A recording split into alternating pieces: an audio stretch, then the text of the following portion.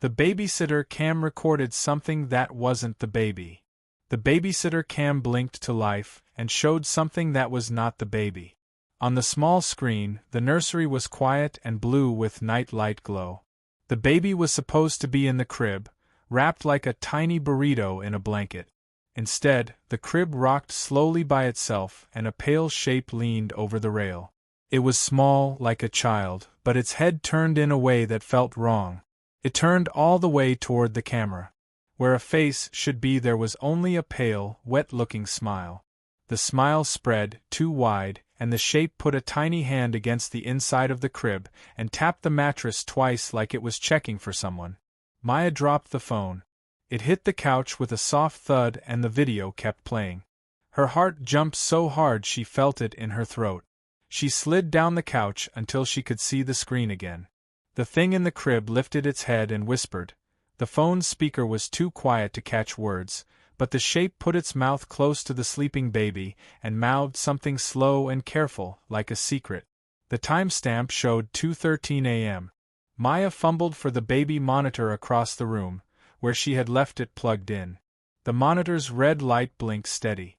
On its tiny screen the nursery was empty. The crib was empty. The blanket lay at the foot of the crib. Only on the babysitter cam, the phone she had put on the shelf to record the night, was the pale thing there, watching the sleeping child. Her fingers shook so much she could not breathe properly. She hit play again. The figure turned to the camera, and its eyes, if they were eyes, flashed once, bright like a coin. It crooked its head and smiled the same silly, wet smile. Then it reached forward, not toward the baby but toward the lens, and when its hand touched the camera the video fuzzed into static. The screen went black. A single text from the parents waited in her messages. Dinner's at our place at 9. Back by midnight. Call if anything. She had promised them. She had promised herself she would be brave. She swallowed and, as the static crackled, she stood and walked to the nursery like a person walking through fog. The door was closed. The nursery smelled like baby powder and warm milk. The crib was empty. The blanket lay in a heap. The night light hummed. Maya could feel her own breath loud in the room. She reached the crib and looked in. The mattress was indented on one side, like someone had sat and then slid away. Her hand found a soft, tiny shoe tucked under the mattress, the kind for doll play, not the baby's real shoe. Her skin prickled. She backed out and closed the door carefully as if sound might hold something in. Maya went back to the living room and picked up the phone. The video file was saved. When she opened it again, the first few seconds were missing. Instead of the pale thing smiling, there was a still frame of the crib, and then a jump cut back to the figure leaning in. The timestamp showed 2:13 a.m. again.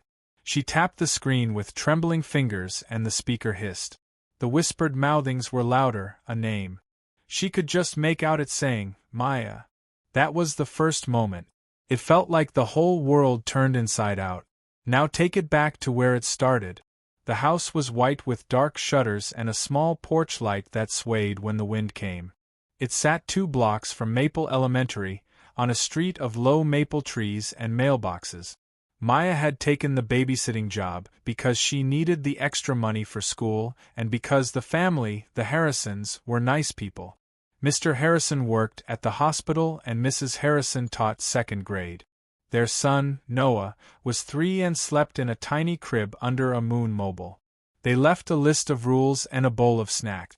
We'll be back by midnight, Mrs. Harrison said, hugging Maya.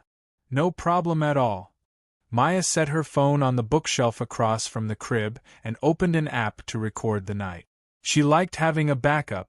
The small red dot in the corner of the app made her feel safe, like someone was watching even when she left the room. Noah fell asleep after a story about a brave raccoon. He sucked his thumb and breathed shallow and sure. Maya watched the monitor for a while, then decided to water the plants in the kitchen. The house was too quiet for a Saturday night. At 11:30 she fixed a sandwich, laughed at a funny text from her friend, and put on soft music. She checked the monitor and the phone camera at the same time.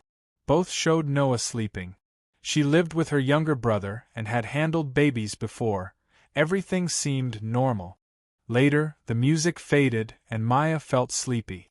She glanced at the clock. 1:02 a.m. She set the phone to keep recording and lay on the couch with a blanket. For a while she dozed, but small sounds kept waking her. The furnace, a car down the street, the wind slipping through a loose seam in the window. Once she dreamed she heard a child laughing, a thin, quick sound. She woke up with her heart pounding and the phone face down. She picked it up and scrolled through the footage. There was nothing strange at first. Noah rolled, made a small grunting noise, sucked his thumb, and then the mobile spun. At 1:47 the recording skipped for 1 second, showing a single black frame, but she told herself it was just a glitch. At 2 a.m. she saw on the kitchen clock a bright flash, like lightning inside the house, and the app cut to static for half a second. Maya frowned and set the phone back on the shelf. "Old phone," she muttered and went back to sleep. When the first scene flashed into her mind again, the pale smile, the tapping hand, it didn't make sense. She told herself stories to explain it. A lens flare, a prank, a trick of light. She checked the baby monitor and saw nothing. She rewound the camera footage and watched small things she had missed. A toy truck shifting, the mobile moving when no wind was inside the room. Once, at 12:11 a.m., the camera caught a shadow crossing the doorway, thin and fast. She assumed it was a squirrel outside or the curtains banging against the window. But on the phone footage the shadow looked like a small person, hunched over and moving careful, like someone who knows the house. As the night moved on, the house held its breath. Maya tried to be practical. She texted Mrs. Harrison, "Everything okay? Noah's asleep." No reply. She considered calling Mr. Harrison but put the phone down. Money, school, the list of rules, simple things held her tethered. Then the sound came again on the recording, the soft whispering that might have been her name. Maya stood up and walked to the shelf where she had left the phone. Her feet made no sound on the rug. The room felt colder. She reached out and picked up the phone and saw last saved footage. 2:12 a.m. The crib was empty in the video. Then the camera rocked. Then the pale thing was there, smiling. She pressed pause and pressed play, and watched the pale hand touch the camera and the screen wash out in static. Her air felt thin and she thought, for one wild moment, that if she walked into the nursery, she might wake Noah and that would fix everything. She might find a raccoon, a neighbor's kid, a broken mobile, something explainable. She told herself she would be brave and quick. Maya walked back down the hall. The house creaked. The baby monitor crackled a tiny white noise. She reached for the nursery doorknob and felt the metal cold and slick under her hand. She turned it. Inside, sunlight of the night light painted the crib in soft blues. The blanket lay folded at the foot. The mattress showed a small dent. The mobile hung still. The air smelled like milk and night lotion. For a moment she laughed at herself, the sound thin and stupid.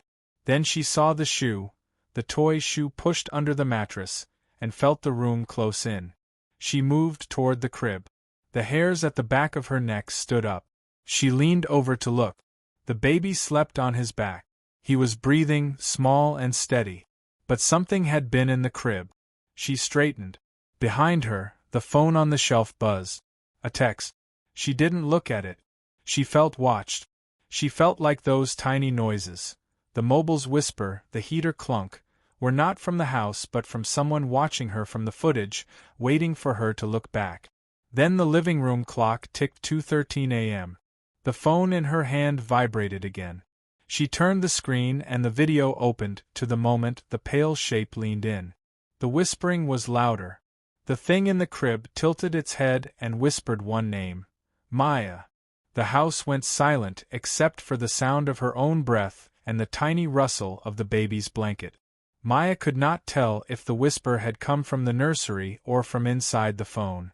She took one step backward, and at the same time the video on the screen showed the thing lifting its hand toward the camera. Maya backed away until she bumped something with her heel. The camera's image fuzzed. The pale hand reached the lens. The screen tore to black. The speaker gave a last, thin sound that might have been a laugh or a sigh. From somewhere downstairs, a slow, deliberate knock came at the front door.